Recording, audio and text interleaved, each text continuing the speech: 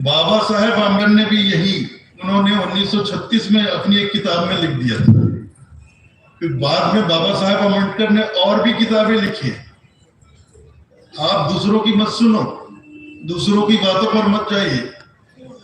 बाबा साहेब आम्बेडकर की तरह आपको कोई दूसरा आदमी भारत देश में नहीं मिलेगा जो राजनीति में है। और आप यकीन मानिए, उस काल में, उस कालखंड में, आजादी के वक्त जो राजनीति में उस वक्त थे, सरकार वगैरह बनी, उस समय कोई भी, जितने पढ़े लिखे, जितने शिक्षित बाबा साहेब आम्बेडकर थे, उनसे ज्यादा पढ़ा लिखा दूरदर्शी आदमी कोई भी नहीं था, कोई भी नहीं था।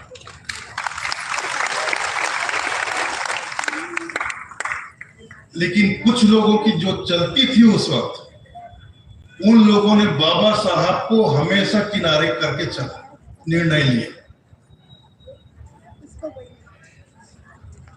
संविधान बनाने की जब तैयारी चली साहब, तो ये जो हमारा संविधान है, एक व्यक्ति ने तैयार नहीं किया। संविधान निर्माण के लिए पूरी एक समिति तैयार हुई और इसमें 290, 288 ऐसे कुछ सदस्य नियुक्त किए गए, 280, 290 के आसपास। और ये जो सदस्य नियुक्त की, सदस्य जो बनाए गए, उनकी लिस्ट थी। उस वक्त के जो बड़े नेता थे, बने बैठे थे, उस लिस्ट में बाबा साहेब आम्बेडकर का नाम ही नहीं था साहब। जो सबसे पढ़े लिखे थे, जो सबसे ज्यादा दूरदर्शी थे, उसमें बाबा साहेब आम्बेडकर को रखा ही नहीं गया था। वो तो डॉक्टर राजेंद्र प्रसाद जी थे, राजेंद्र बाबू थे। उन्होंने इस बात के लिए दबाव डाला कि इसमें बाबा साहेब आम्बेडकर, भीमराव बाबा साहेब आम्बेडकर को भी इस समिति में रखा जाए। उनके दबाव से फिर उनको उसमें शामिल किया गया।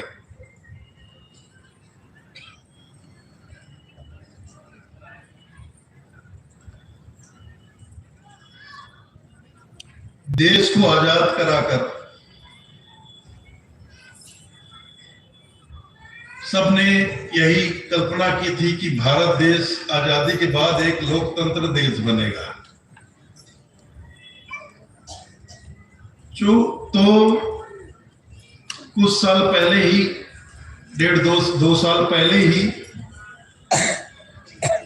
ये बात चर्चा शुरू, मतलब दूसरे विश्व युद्ध के समाप्त होते ही ये बात साफ हो गई थी कि अब बहुत जल्दी भारत स्वतंत्र हो जाएगा, कभी भी हो सकता है। तो इसकी तैयारी शुरू हो गई थी। फिर अंग्रेजों ने फिर दिन तारीख भी ऐसे तय किए गए। फिर उसी दरमियान ये कहा गया अंतरिम सरकार का गठन किया जाए, अंतरिम सरकार का गठन किया जाए। और अंतरिम सरकार जो बनेगी, ये अंग्रेजी हुकूमत उस अंतरिम सरकार को भारत देश की व्यवस्था सौंप कर जाएगी।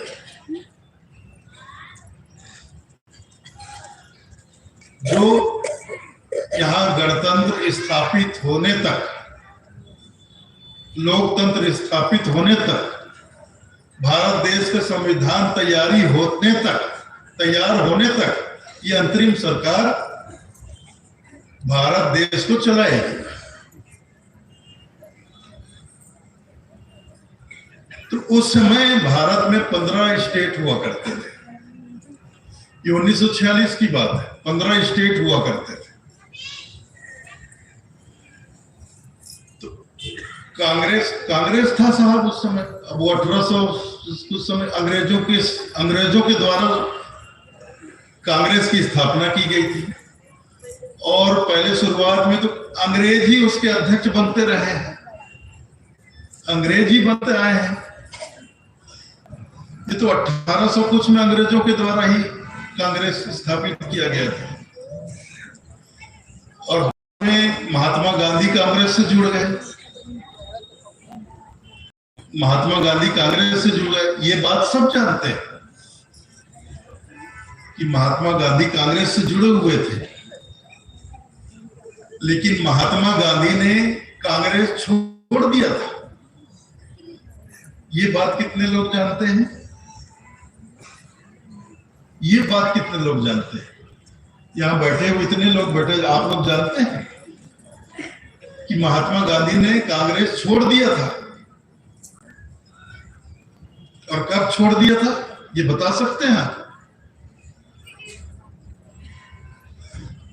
आजादी के 13 साल पहले 1934 में ही गांधी जी ने कांग्रेस छोड़ दिया था, कांग्रेस से अलग हो गए थे।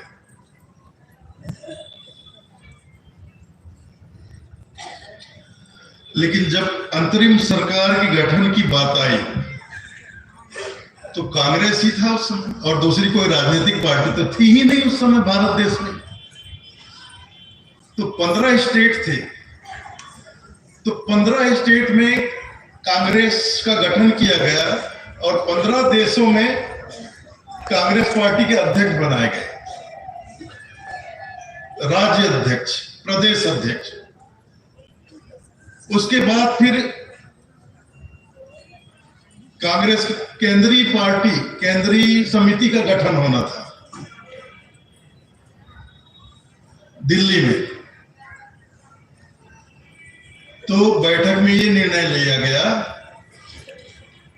कि कांग्रेस का अध्यक्ष, जो प्रदेश के 15 प्रदेश के जो अध्यक्ष हैं, उन 15 लोगों के द्वारा ही पूरे देश का अध्यक्ष चुना जाएगा।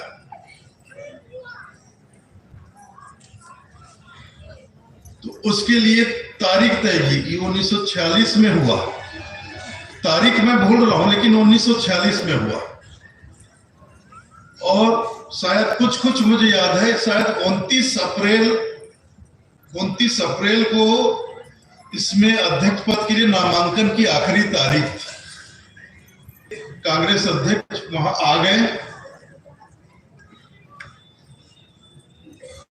फिर लोगों ने नामांकन किया।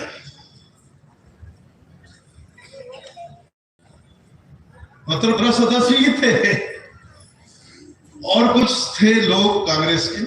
सरदार वल्लभ भाई पटेल को अध्यक्ष पद के लिए, सरदार वल्लभ भाई पटेल को अध्यक्ष पद के लिए नामांकित कर दिया। मतलब सीधे सीधे सरदार वल्लभ भाई पटेल चुन लिए गए पूर्ण से। नेहरू जी का खड़े हुए, नेहरू जी को एक वोट भी नहीं मिला, एक भी वोट नहीं मिला। लेकिन नेहरू जी गांधी जी के परम प्रिय थे। गांधी जी चाहते थे कि नेहरू अध्यक्ष बने, कि उनको पता था गांधी जी को जो अध्यक्ष बनेगा वही देश का प्रथम प्रधानमंत्री बनेगा। क्योंकि अंतरिम सरकार थी, आम चुनाव तो होना नहीं था। आम चुनाव तो तब होता जब संविधान तैयार हो जाता और संविधान के अनुसार इस देश में प्रजातंत्र स्थापित होता, उसके बाद आम चुनाव होता। वो तो अंतरिम सरकार बनानी थी, तो यही बात थी कि जो अध्यक्ष बनेगा, राष्ट्रीय अध्यक्ष बनेगा, उसी को भारत देश का प्रथम प्रधानमंत्री बनाया जाएगा। और राष्ट्रीय अध्यक्ष चुनेंगे राज्य के 15 सदस्य। तो 15 सदस्यों में 3 आए ही नहीं, जो 12 आए, 12 या 13, हाँ 12 आए, उन 12 के 12 ने सरदार पटेल को चुना। नेहरू जी को एक वोट भी नहीं मिला, 0 थे। गांधी जी पहले ही अपनी पसंद बता चुके थे कि मैं नेहरू को चाहता हूं, जवाहरलाल नेहरू जी को चाहता हूं। उसके बाद भी गांधी जी पसंद बताने के बाद भी किसी ने नेहरू जी को एक वोट भी नहीं दिया, किसी ने उनका नाम नामांकित ही नहीं किया। जो 12-13 सदस्य थे, सबने सरदार जी वल्लभ भाई पटेल को ही नामांकित किया। ये गांधी जी को गवारा नहीं हुआ।